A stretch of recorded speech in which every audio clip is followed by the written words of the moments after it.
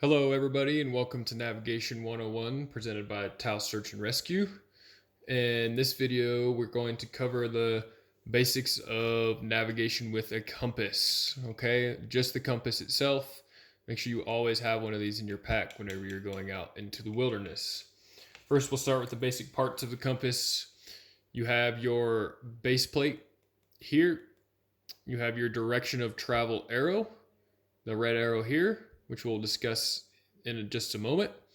You have a little nice magnifying glass as well as scales on the side of the compass to use with your map. Okay, here we have our rotating bezel, which gives the degrees or the bearing. We have your magnetic needle, and then we also have the orienting lines and arrow. This red arrow can also be referred to as the shed, and we'll discuss that in the future. Okay, so how do you use this is the question. The first thing that you're doing that you want to make sure when you're using a compass is make sure you're holding it flat and level. Okay, flat and level will allow the compass needle to rotate freely, so make sure it's not tilted on the side. Okay, so if I'm out in the wilderness and I need to take a bearing to, let's say, a far off mountain, what I'm going to do is I'm going to hold this at my waist, okay?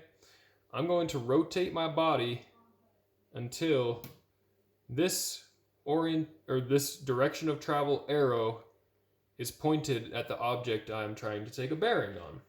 So let's say I'm trying to take a bearing on this light switch directly in front of me.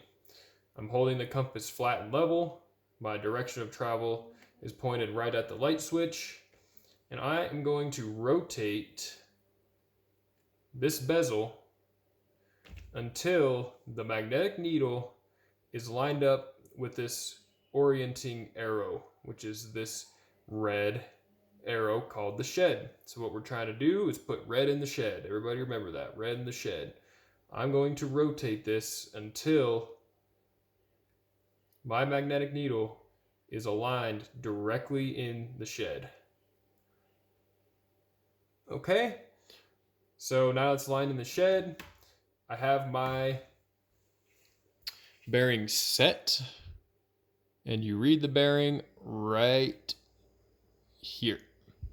So for this particular bearing I just took, looks like it's about 236. Each of these marks is 2 degrees. So I just took a bearing of 236 degrees. Okay, so now let's say I want to follow that bearing. I now have my bearing of 236 degrees. I need to walk to that particular object.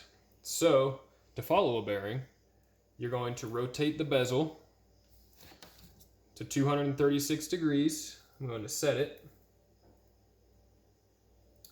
Okay, I'm going to hold the compass flat and level. Let's say I was facing this way. And I'm going to just rotate my whole body until my magnetic needle goes into the orienting arrow or the shed. Same process, just backwards. I'm trying to put red in the shed now. So I have my bearing set here. Compass flat and level. Now I'm going to rotate my body until that magnetic needle is in the shed. Boom, right there, I have red in the shed. Now I know that this direction of travel arrow, that way, is where I need to go. Now the best way to do this in practice is to pick an object in the distance that lines up with your direction of travel arrow and walk to it. Okay? Let's say it's a tree. I have a tree off in the distance that my direction of travel arrow is pointing to. I'm going to just walk directly to that tree, and then I'm going to orient myself again. Same thing. I'm going to put red in the shed. Boom, in front of me I can see a rock band. I'm going to walk to that rock band, and I'm just going to keep doing that over and over and over until I reach my destination. So that's the very basic use on using a compass. There are fancier compasses out there. A lot of folks like to use a sighting mirror, which will give you more accurate bearings. I'm personally not a fan, but they are great tools. But the process is exactly the same.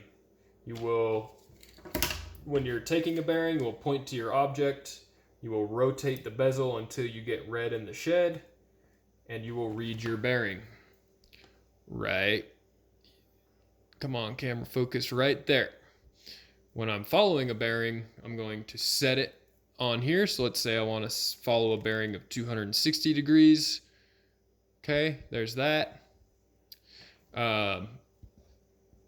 Now I have my bearing set. I'm going to hold my compass flat and level. I'm going to rotate my body until I get red in the shed. And that direction right there is going to be the direction I'm going to travel. Okay, so this is just the bare bones basics on navigating with the compass. I did not discuss magnetic declination, which just adds one extra step into navigating. Please refer to our magnetic declination video in order to fully understand that concept, because it is incredibly important. But in this video, I just want to cover the basic use on how to use a compass.